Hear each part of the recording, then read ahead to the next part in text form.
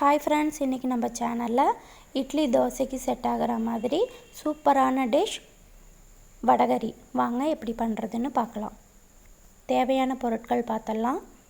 பட்டை, கிராம்பு, பச்சை மிளகாய், இஞ்சி, பூண்டு, பெரிய வெங்காயம்,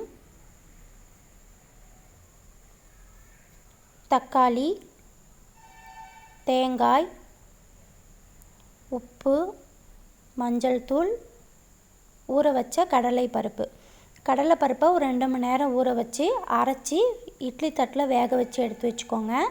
இப்போது பட்டை, கிராம்பு, இஞ்சி, பூண்டு, பச்சை மிளகாய் இது எல்லாத்தையும் ஒரு ஓட்டு ஓட்டிக்கலாம்.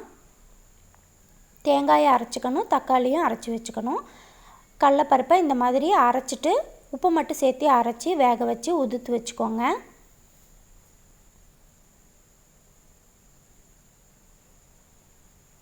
கடாயில் எண்ணெய் ஊற்றி எண்ணெய் நல்லா காஞ்சதுக்கப்புறம் நம்ம அரைச்ச பட்டை, கிராம்பு அந்த மிக்ஸை போட்டு நல்லா வதக்கிக்கலாம். பச்சை வாசனை போகிற வரைக்கும் நல்லா வதக்கிக்கோங்க. இது நல்லா வதங்கினதுக்கப்புறம் நம்ம பெரிய வெங்காயத்தையும் போட்டு வதக்கிக்கலாம். நான் இன்றைக்கி பெரிய வெங்காயமும் லேசாக தட்டி எடுத்திருக்கேன். வெங்காயத்து கூடவே கொஞ்சமாக மஞ்சள் தூள் சேர்த்து வதக்கிக்கலாம். வெங்காயம் நல்லா வதங்கினதுக்கப்புறம் தக்காளி அரைச்சி ஊற்றிக்கலாம். 2 பெரிய வெங்காயமும் 3 தக்காளியும் எடுத்திருக்கேன். தக்காளி நல்லா கொதித்து ஜூஸ் எல்லாம் வெளியில் வந்ததுக்கப்புறம் லேசாக தண்ணி ஊற்றி கொதிக்க வச்சுக்கோங்க. அதுவும் நல்லா கொதித்ததுக்கப்புறம் நம்ம அரைச்சி வச்ச தேங்காய் விழுதை சேர்த்திக்கலாம். பட்டை, கிராம்பு, இஞ்சி, பூண்டு, பச்சை மிளகாய் இதை கொரப்பாக அரைச்சிக்கணும். அதே மாதிரி வெங்காயத்தையும் 1-2 தான் அரைச்சிக்கணும், நைஸாக அரைச்சிடக்கூடாது.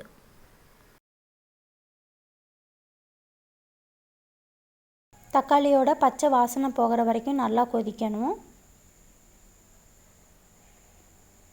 நல்லா கொதித்ததுக்கப்புறம் நம்ம வேக வச்சுருக்கிற கடலைப்பருப்பை இந்த அளவுக்கு நல்லா உதுத்து இது கூட சேர்த்து கலந்து ஒரு 5 நிமிஷம் கொதிக்க வைக்கணும்.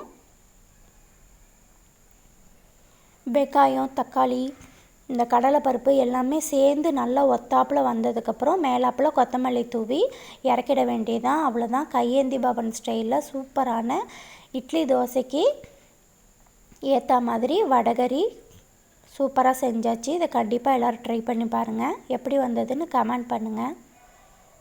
மறக்காமல் எங்கள் சேனலை லைக் பண்ணுங்கள், ஷேர் பண்ணுங்கள், சப்ஸ்கிரைப் பண்ணுங்கள், பெல் பட்டன் கிளிக் பண்ணிவிடுங்க. தேங்க்யூ.